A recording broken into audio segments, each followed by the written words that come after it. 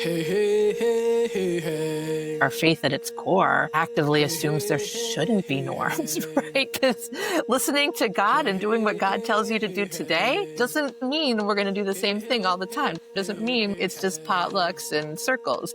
Hey, hey, hey, hey, hey, hey, hey, hey, hey, hey. In the morning.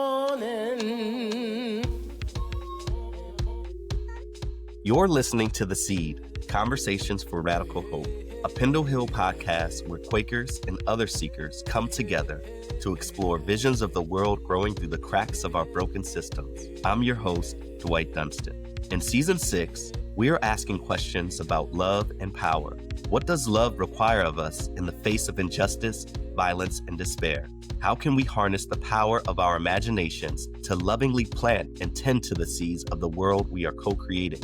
What is God calling you to be faithful to in your acts of love, justice, and power? And where do we already see love and power at work in seed form or full bloom? On today's show, we have a dear friend, Lisa Graustein, who's going to come to us sharing reflections, thoughts, a quote that inspires her. But before we get into that, we ground each episode in a short reading of our own. And today's reading is from Martin Luther King Jr.'s Where Do We Go From Here? Chaos or Community? The first quote reads as such: "The line of progress is never straight.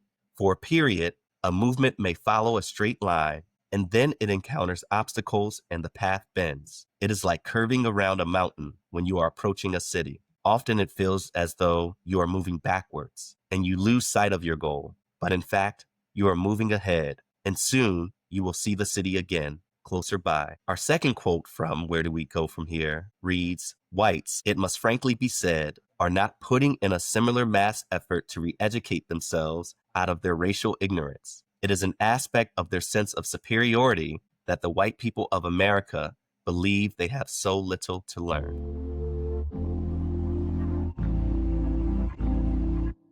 Today's guest is Lisa Graustein. Lisa is a lifelong Quaker, an educator, a solo mom, and an artist. She lives on the land of the Neponset band of the Massachusetts people and what's colonially known as Boston.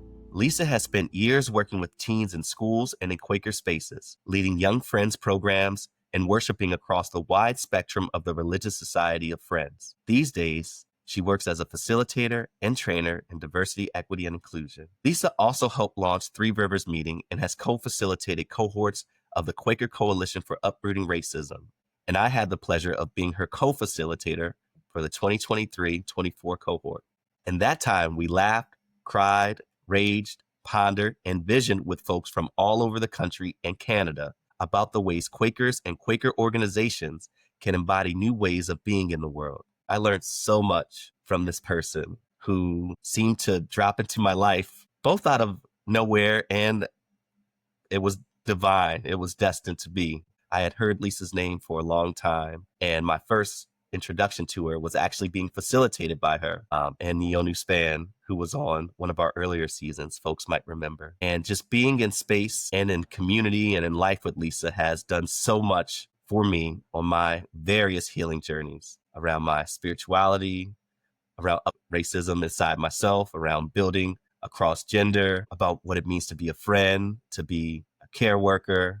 And I'm so glad that she's joining us on this episode. So without further ado, I want to bring you into this conversation. Lisa, good morning. Good morning. Thank you. I'm like all teary-eyed now. I'm so glad the theme is about love and power, Dwight, because I just love you so much. And I love the way that you move with your power and in your power and the ways you invite other people to not just be in their power, but play with their power. And how much working with you was about acknowledging all the lines of power that society says are there, and then exploring all the other kinds of power we can have with each other and with the divine to make real what should be happening right now versus what is. So I'm so excited that you invited me to join you into this conversation. Thank you. Absolutely.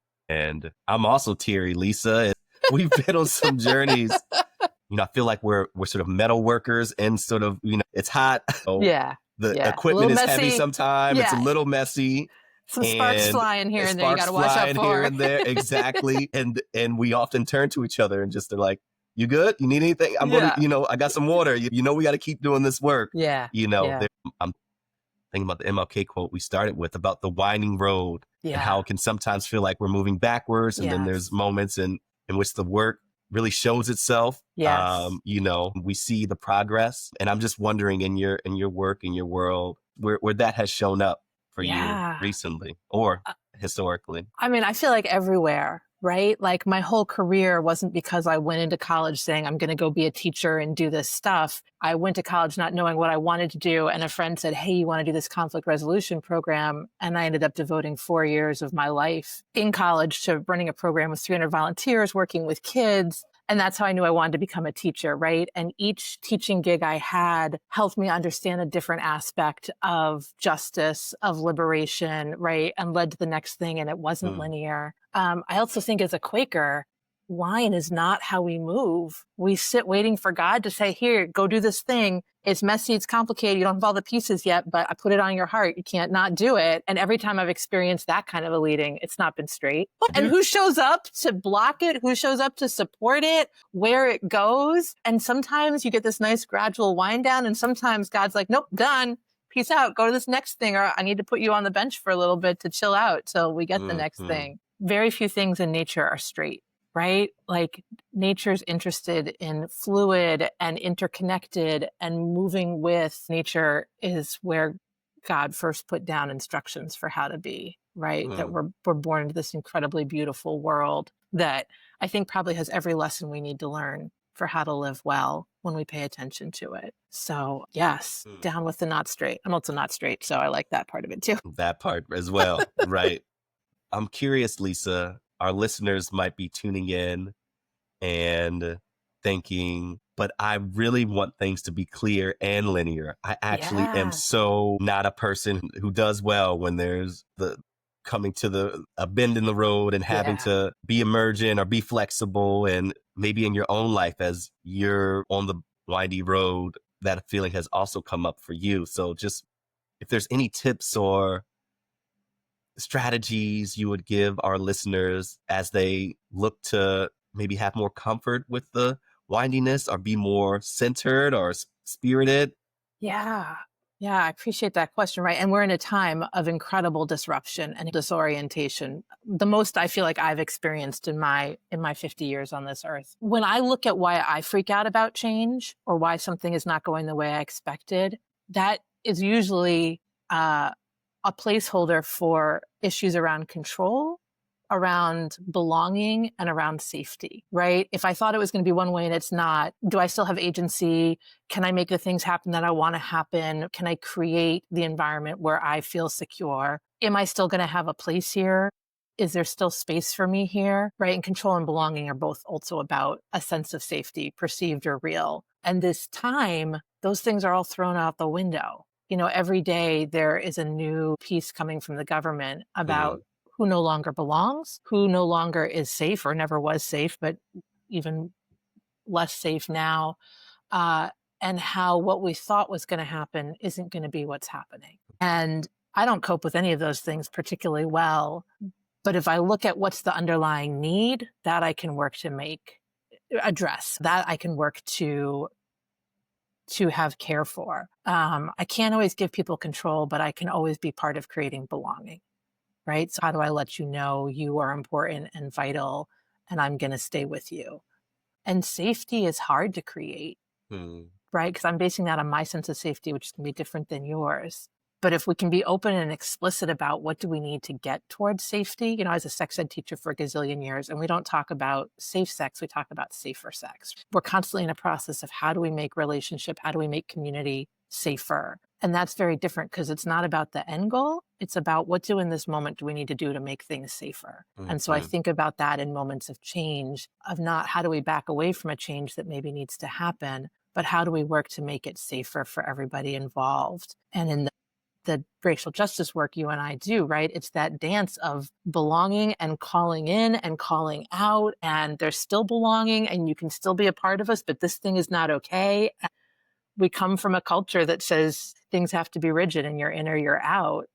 And what I love about working with you is you're constantly creating spaces to bring people in, to engage people, to invite people, to let them know they're okay, but also let them know things that are happening are not okay. And so that to me is what so much of change is about, is how do I make sure you and I are okay, where maybe the thing between us is not okay and needs to get shifted. And I don't know, does that piece about control and belonging and safety resonate? Like, how do you think about what we need to be able to navigate change well?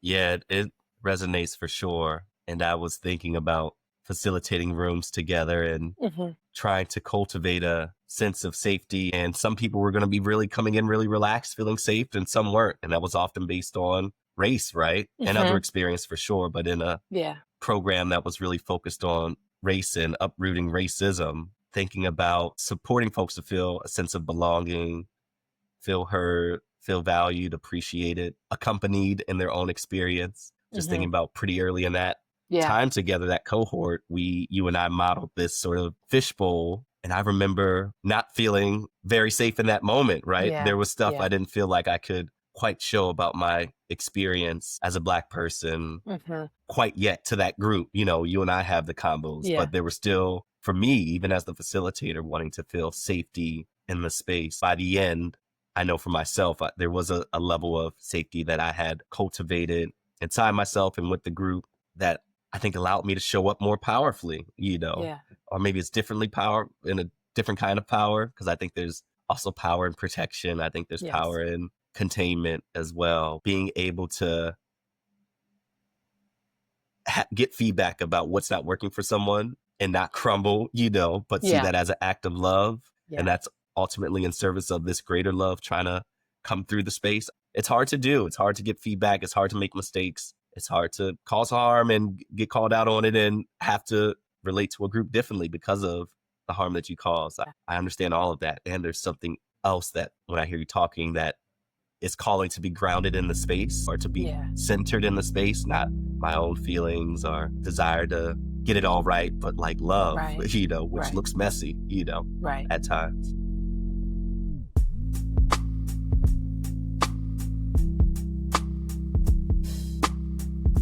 When I think about the second quotation that you read at the beginning of this episode about the ways that white folks, that we don't think we have much to learn, and how normed that is, at least in the U.S. Quaker circles that I travel in, right? And for BIPOC folks, there's a lot of survival strategies grounded in maintaining that too. So to disrupt any of those norms in a Quaker space often does result in a loss of belonging and a loss of connection. Even if it was a veneer of safety, that's a lot of what we were playing with. How do we disrupt those norms? Our faith at its core actively assumes there shouldn't be norms, right? Because listening to God and doing what God tells you to do today doesn't mean we're going to do the same thing all the time. Doesn't mean like it's just potlucks and circles. And so I was excited for the spaces we got to create together with the folks in the cohort that felt more Quaker in some ways to me than a lot of nominal Quaker spaces. Yeah. Racial justice work, social justice work of all kinds. And I'm thinking about our work and working towards racial justice. It can be so enlivening and inspiring and life-giving. And it could also just be deeply heartbreaking and frustrating and disappointing, or both in one day, right? You know, you just oscillate between the two and are lots of different experiences. And I'm curious where the tension or release around racial justice work lives in your body these days. Yeah, I appreciate that question. A lot of my work these days is working with different communities for how we get more activated during this time that we're in politically, how we move as a group in some new ways, how we create some new smaller structures to be really nimble. It's really been about encouraging everyone, looking at everything that's needed and what's the part that I can do well, as opposed to being overwhelmed by everything that needs to happen or pushing myself into spaces that I can't do well. That can sound like a cop-out when it comes to racial justice work, because white folks can do book groups really well that don't have a lot of impact on anything. But my work before this time was really trying to help friends understand the interconnectedness between different systems of oppression, so that to me, white supremacy and climate destruction are two sides of the same thing. right? They're ways that dominance is destructive to every living thing on the planet. We don't need to be in tension about, are we working on racial justice or are we working on climate change? We understand them as a whole with different ways that we need to move and work. And this time right now feels like it's that, but even more so because the interconnectedness of all the oppression and evils and power over are being laid so bare.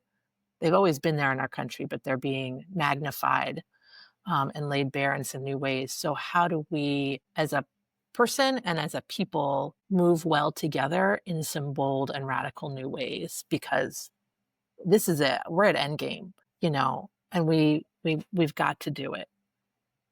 You brought in an Alice Walker quote for our time, and I'm wondering if you can read it and just bring it into our conversation, talk about how it's landing for you these days. Yeah. So the piece I wanted to share, I've always heard attributed to Alice Walker, and it's kind of her principles of a love activist. As a history teacher and former librarian, I went to go find the source, and it seems to actually come from somebody else's kind of synthesis of her work. But I reread her book, Anything We Love Can Be Saved, last night and found elements of this in the essays there. And so what I have seen attributed to Alice Walker about being a love activist is to recommit every day, to protect what matters most, embrace your joy, stand for truth, be courageous, spread forgiveness, and love the earth. And I have that list on an index card on my bulletin board right above my desk. It's actually so faded I can barely read it at this point. I keep it there because each one of those things is a good thing to do. And I can't do all those things every day, but I can do one of those things every day. And sometimes I can do 2 or 3 of those things. And I also find that when I am feeling stuck or overwhelmed or immobilized, any one of those gets me moving, right? So what does courage look like in this moment? How can I be forgiving in this moment of myself or others? What does standing for truth require of us right now? What's the truth we need to stand for?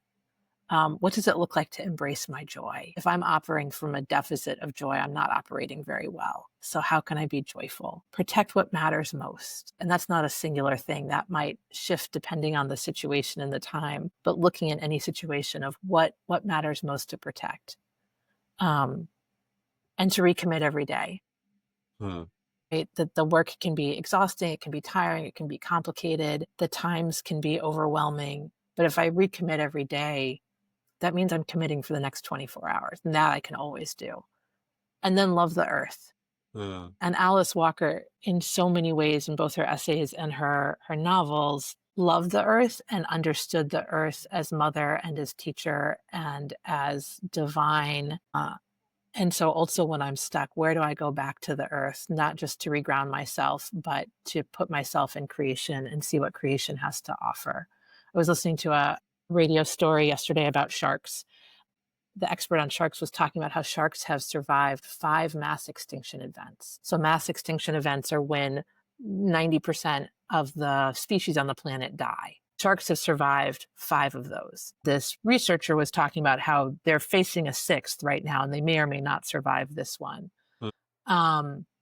But I just thought about how life on Earth will continue. We're probably going to create a reality in which we as a species don't necessarily get to continue, and we're taking most of the other species on the planet with us, but that there are beings that will survive this mass extinction event. And I don't say that as like a hopeful la-la thing, because mass extinction is not hopeful and it's not la-la.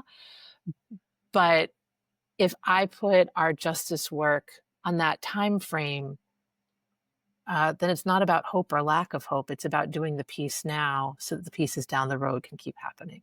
And that, to me, is much more doable than do I have hope each day. You didn't ask me about hope, but I feel like hope and love, grief and rage are all kind of the intertwined emotions that I hear you talk about a lot, that I know we invited people in to experience a lot in the work we do together. And I think at this time, that's a word that people are so desperate for, because it feels so far away. Even when I'm not feeling hope, I can stand for truth. I can be courageous. I can recommit, even if I'm just recommitting to you as a person. I can forgive. I can love. So I wanted to bring that into this conversation about love and power that you're having this season. because they speak to me and they guide me. Yes. And bring hope on in here.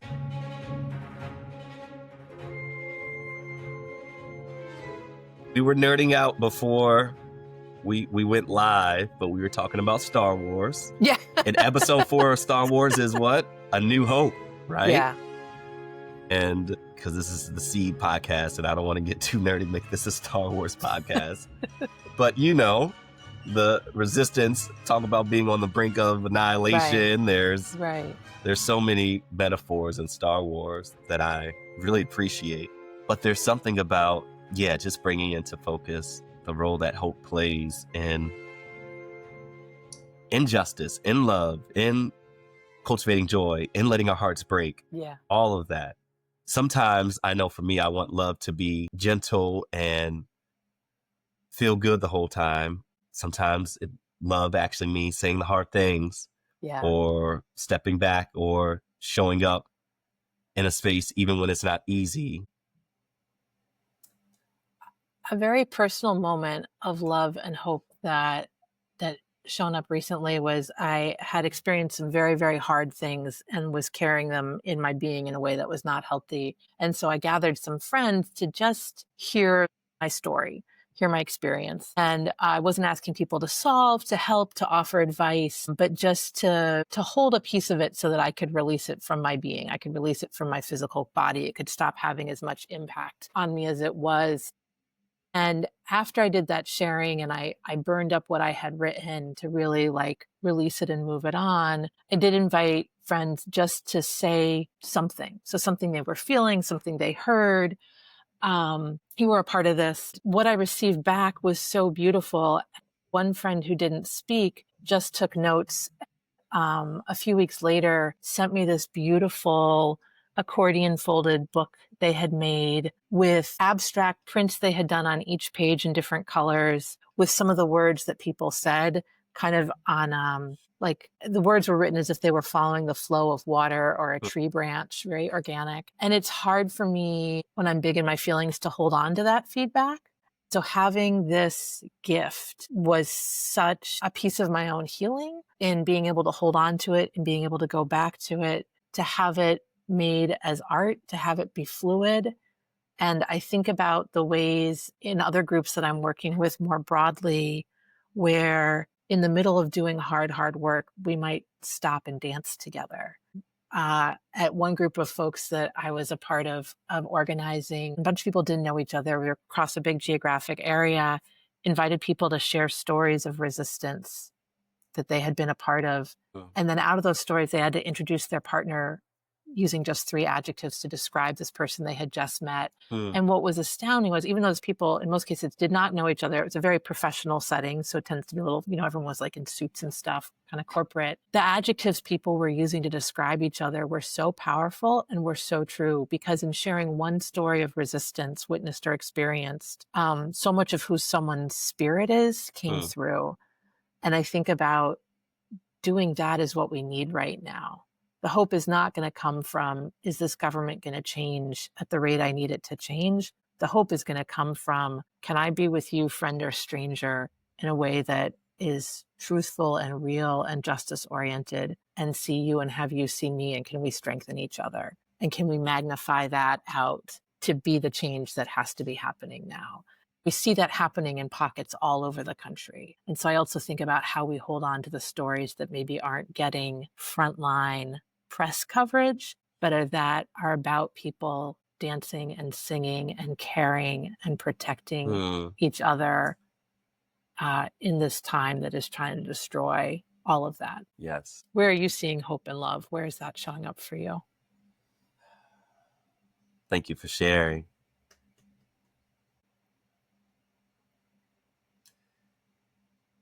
First thing that came to mind is in my facilitation, I've been doing a lot more mediation or group conflict process work. And folks are in one place at the beginning of the week, where there's not a lot of hope or desire to be connected, or hope that what we're doing together will actually create any change or people's behaviors will change. Then at the end of the week, people are just, connecting in ways literally they've never done. And they've been working together for 5, 10, 15, 20 years, you know. And they can see the change. They actually notice something's different in themselves and in the relationship. And that's just given me so much hope. It takes effort, certainly as a facilitator. It takes effort on their part as the participant, you know, to get to this new place, this new ground, to sort of come around the bend and see the city. You know, they don't know if they're moving backwards in the car. But that's been giving me so much hope, Lisa. And also just making art. You know, I'm a clown.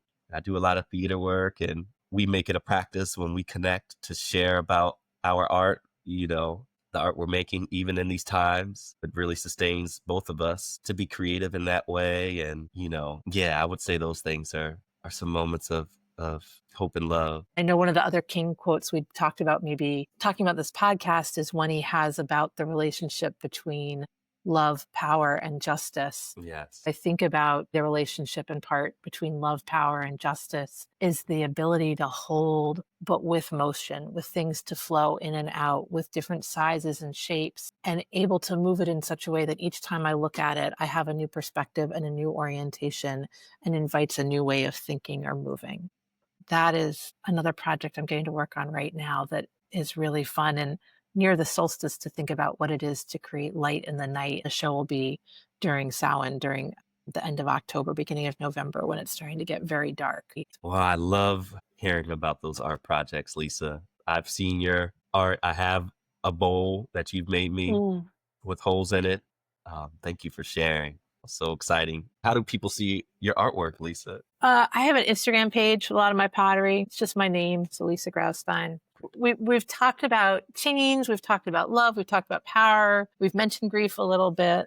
And I want to talk a little bit about tenacity, right? Or commitment or strength, because I see you, Dwight, as a deeply tenacious person and moving across all the spaces that you work: facilitation, clowning, theater, your music, never backing away from things that need to be said, lifted up, engaged with.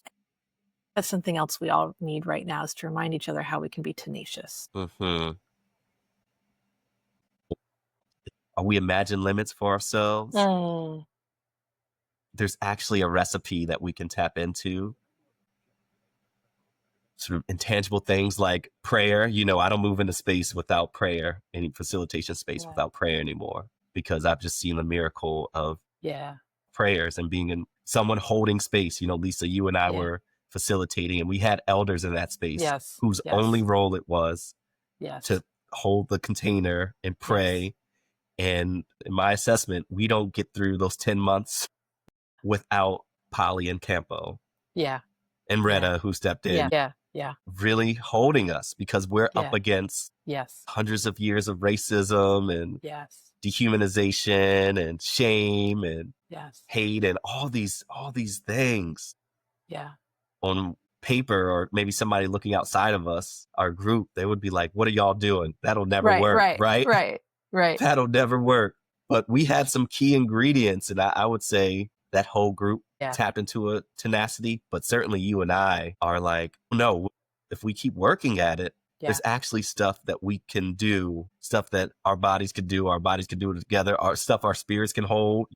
Some of us didn't know our spirits could even hold what we were facing. And I just have had enough experiences of arguably the impossible becoming possible. I can't help but have that kind of tenaciousness, some type of like curiosity and like rigor and discipline and faith and hard work, and also care and celebration. And like all of that is in the recipe today. Those things kind of define tenacity. God wouldn't put an idea in my brain if there wasn't a path there. Like, why else would I be like given this beautiful vision of a room full of folks that can really see each other, even though there's lots of racial harm and wounding and histories there?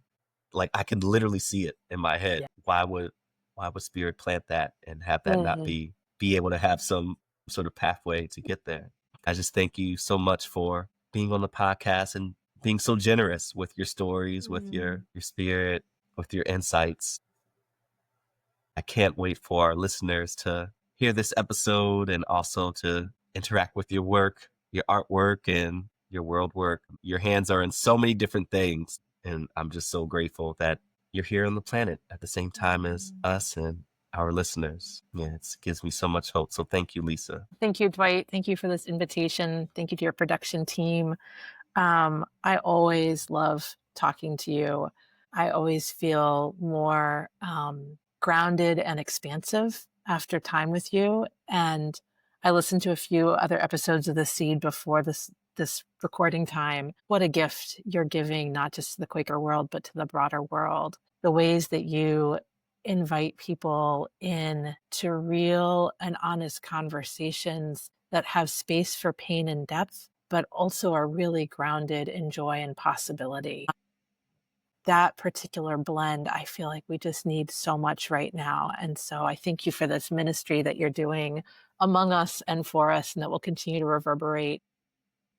There are truths that you are lifting up and inviting to be named in this space that feel like they're on that scale in a way that can be received in smaller bites for the timeliness that we're in. So I thank you for that. And I hope the rest of your day is blessed and spacious.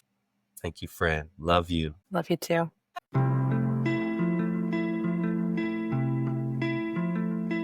Thank you to Lisa.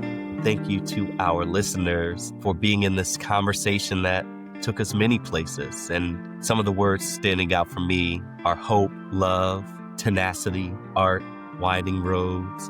I'm really struck by the word recommit that showed up in the Alice Walker quote. In Kingian nonviolence, the branch of nonviolence that comes from Martin Luther King and the freedom movement, we often talk about 6 steps in a nonviolent campaign, and one of them is self-commitment. This invitation to look at your internal world as well as the external involvement. And though it's a very specific framework for being in movements, I couldn't help but think about a practice I learned from Marcel Martin in Nurturing Faithfulness. She asked the participants to think about dedications, who they were going to dedicate their time, their effort to, someone outside the space. Who are we being called to bring into the space as a way to anchor us and keep us tenacious, engaged, and connected to this deep internal project of thinking about aligning ourselves and being faithful to what God's calling us to be faithful to. When I think about self-commitment, I think about dedicating our time to someone. Lisa brought in her son. This is someone who, as she looks out in the world, whether it's racial justice or thinking about the climate, she said, I have a child. So that's why I'm showing up in the ways that I'm showing up. That's why I'm tenacious in the ways I am. There might be a loved one or an ancestor or someone in history, or it's just future generations. When you think about committing to using your power in a way that brings justice about, I'm curious if there's someone you want to dedicate that journey to, whatever journey that is.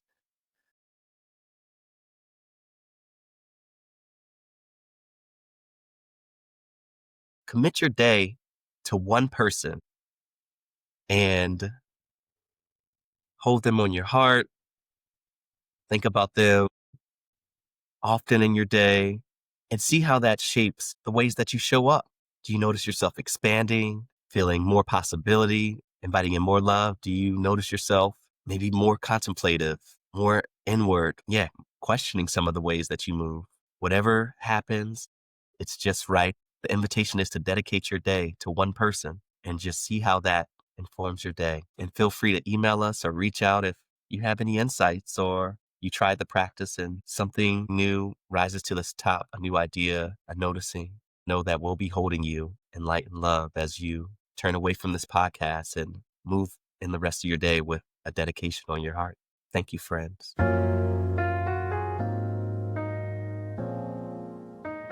The Seed is a project of Pendle Hill, a Quaker center open to all for spirit-led learning, retreat, and community. We're located in Wallingford, Pennsylvania, on the traditional territory of the Lenni Lenape people. Many of our guests are teachers, leaders, and speakers at Pendle Hill. We host retreats, workshops, and lectures all year round. For a full list of these upcoming education opportunities, visit pendlehill.org/learn. This episode was produced and edited by Peterson Toscano. Our theme music is the I Rise Project by Reverend Retta Morgan and Bennett Kuhn, produced by Astronautical Records. Other music comes from epidemicsound.com, and you also heard some of my music. You can stay in touch by emailing podcast@pendlehill.org. That's podcast@pendlehill.org. For a full episode transcript, links, and show notes, visit pendlehill.org/podcast. You can also worship with me online through Pendle Hill once a month. I attend this virtual Quaker meeting on the last Friday of the month. The worship begins at 8:30 a.m. Eastern Time and lasts about 40 minutes. To access the virtual worship space via Zoom, visit pendlehill.org/worship. If you're finding these conversations meaningful, consider supporting our work financially. Simply head over to pendlehill.org/donate. You can also support us by letting people in your life know about our podcast. We want to connect with other folks like you, so please subscribe, rate, and review us on your podcast platform. These seeds could not be planted without you.